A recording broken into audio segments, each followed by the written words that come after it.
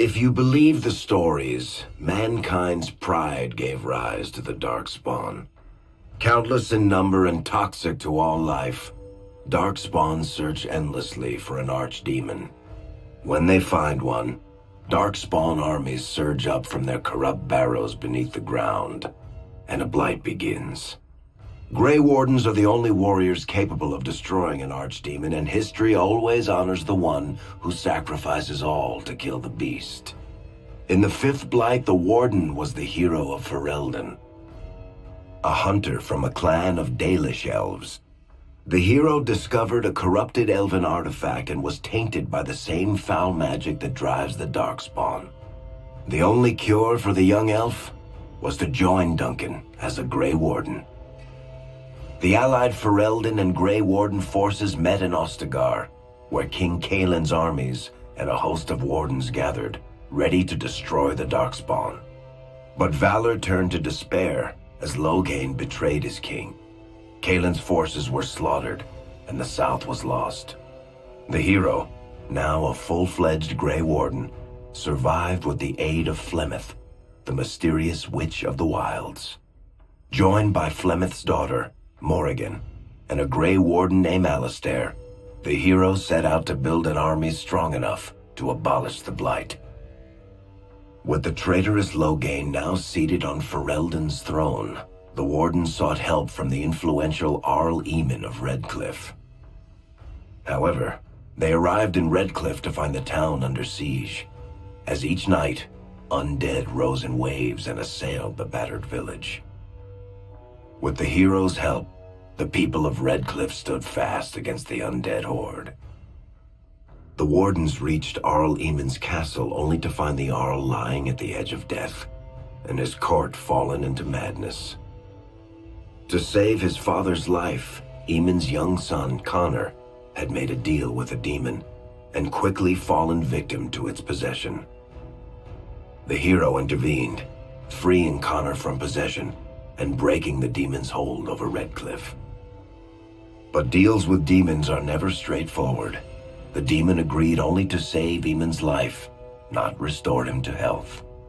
Arl Eamon needed a miracle to recover. The hero located an urn containing the sacred ashes of Andraste, which were said to cure any ailment. The urn was protected by ancient traps, tests of will, and a dragon-worshipping cult that wanted to twist the urn's power to its own ends. The urn remained pure, but mysteriously disappeared after the Wardens departed. Only the temple dedicated to it still stands. With a pinch of the ashes, the hero restored the Arl to health. Informed of Loghain's treachery, Eamon swore his political and military support. The circles of Magi are bound by oath to aid the Grey Wardens in times of blight. However, Lake Calenhad's tower could offer little help. One of its mages, Uldred, had become possessed by a pride demon and was twisting other circle mages into abominations.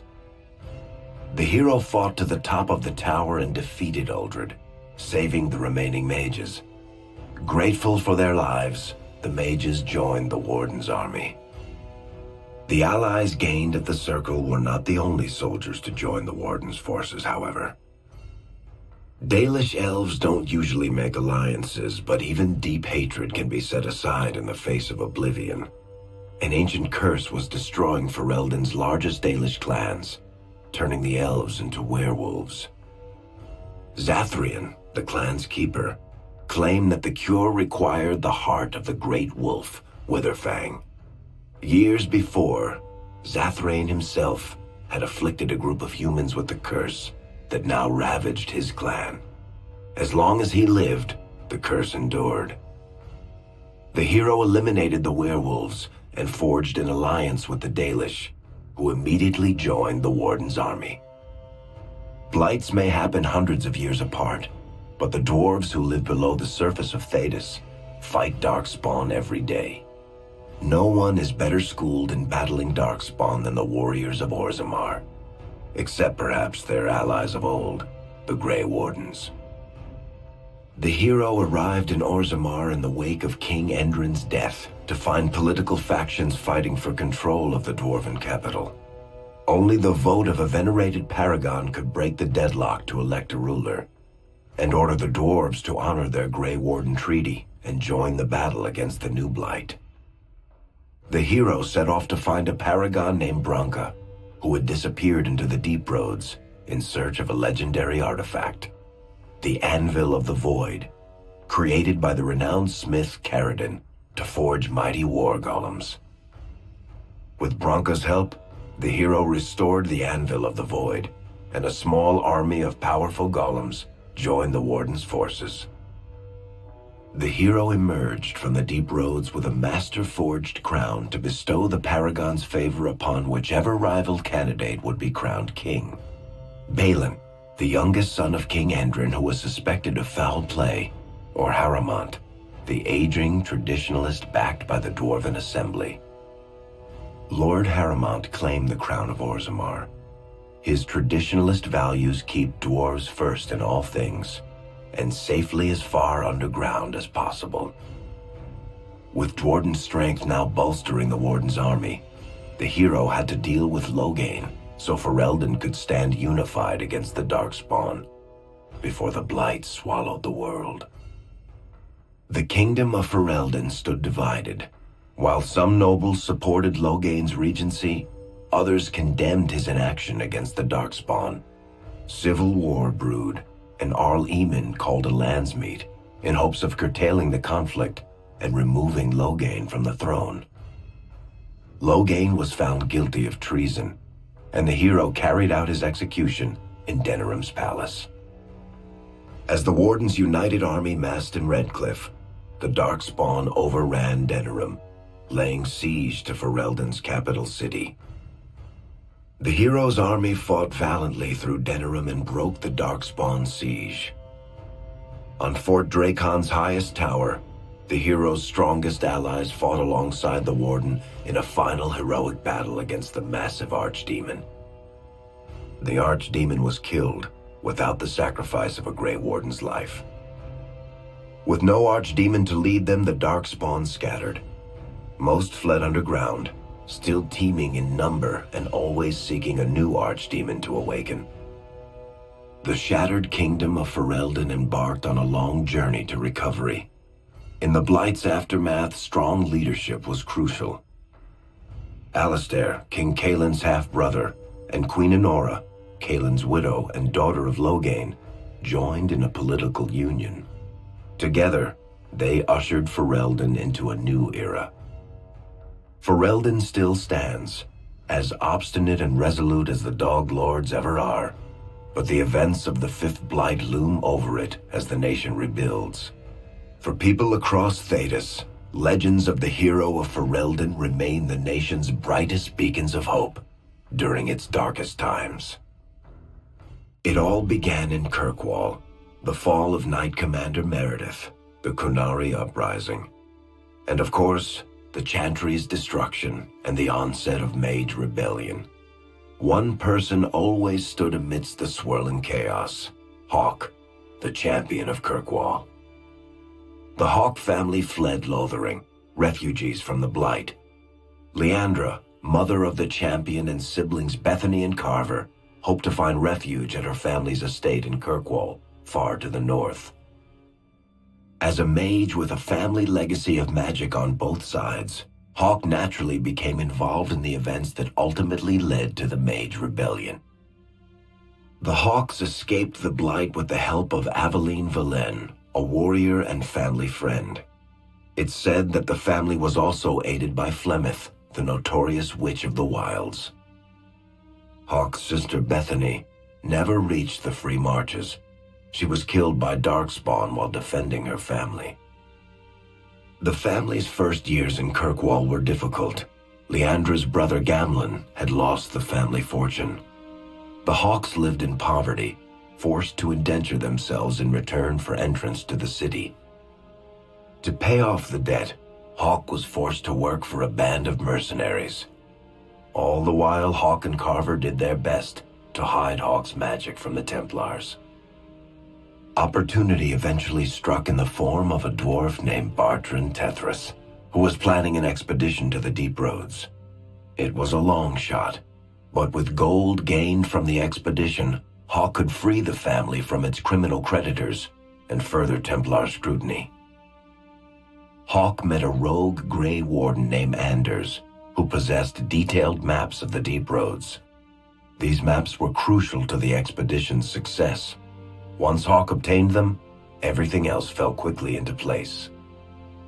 Out of concern for his safety, Hawk insisted that Carver stay in Kirkwall rather than accompany the expedition.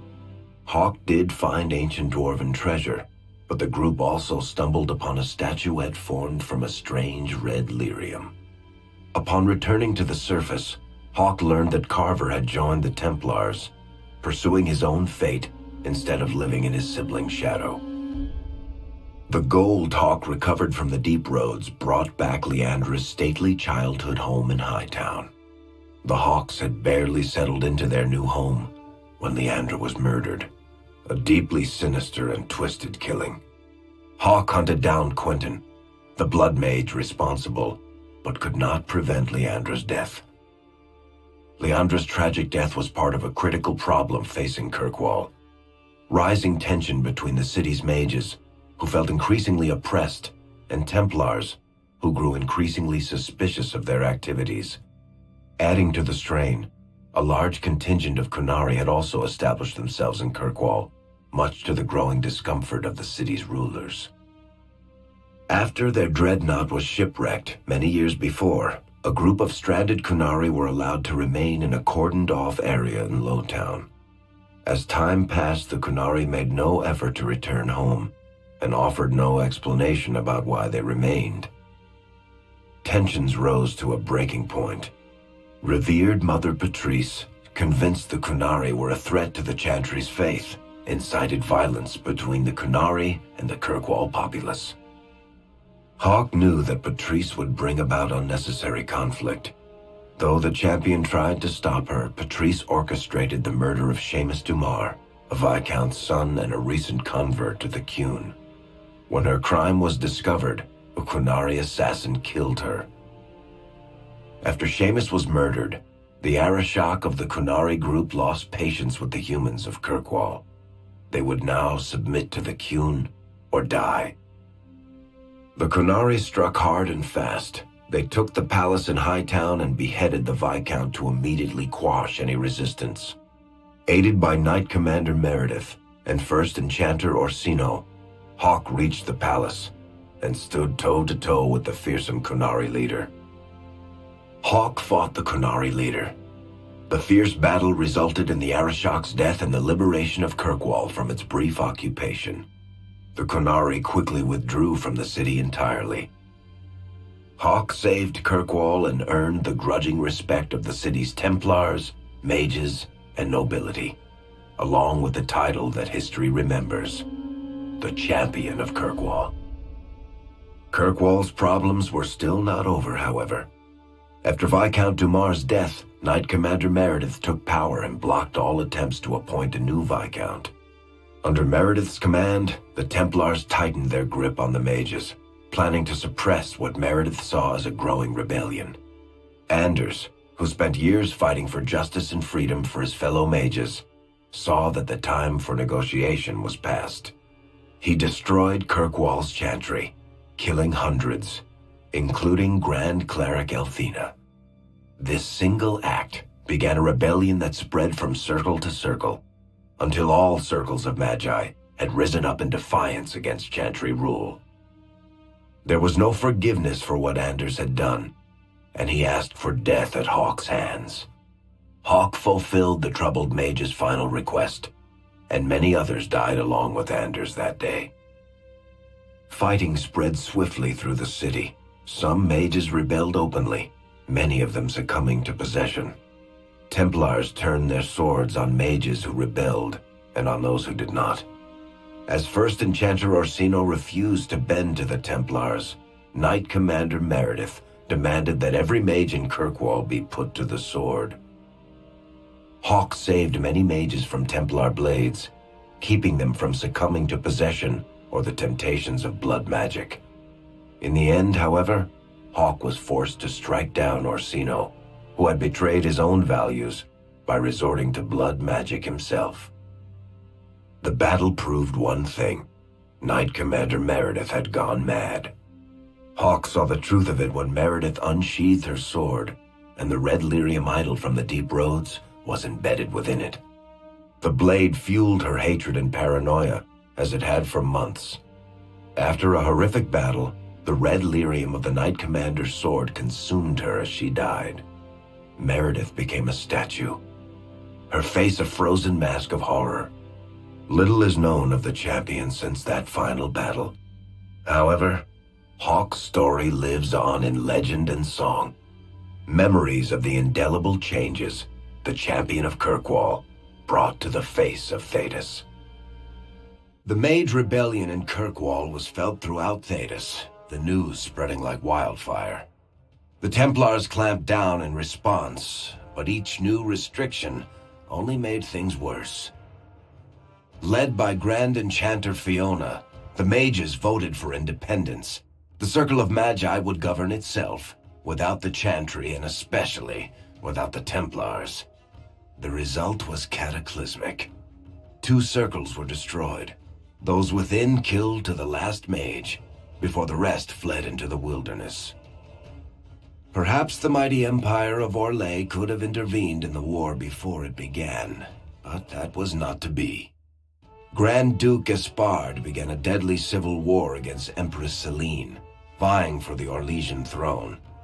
The mages were offered safe haven in neighboring Ferelden, but the Templars followed, and so their battle spread across all of Thedas. As head of the Chantry, Divine Justinia ordered the Templars to stand down. They refused, declaring their own independence. Thus, the war began in earnest. Templars hunting mages, mages fighting Templars. Their clashes wreaked untold destruction, and all sense of order was falling to pieces. Divine Justinia made one final desperate bid to end the war. She approached the leaders of both sides and convinced them to come to a conclave held on neutral ground. With the Chantry to mediate, mages and Templars will talk for the first time since this all began. It is our last, and perhaps our only, chance for peace.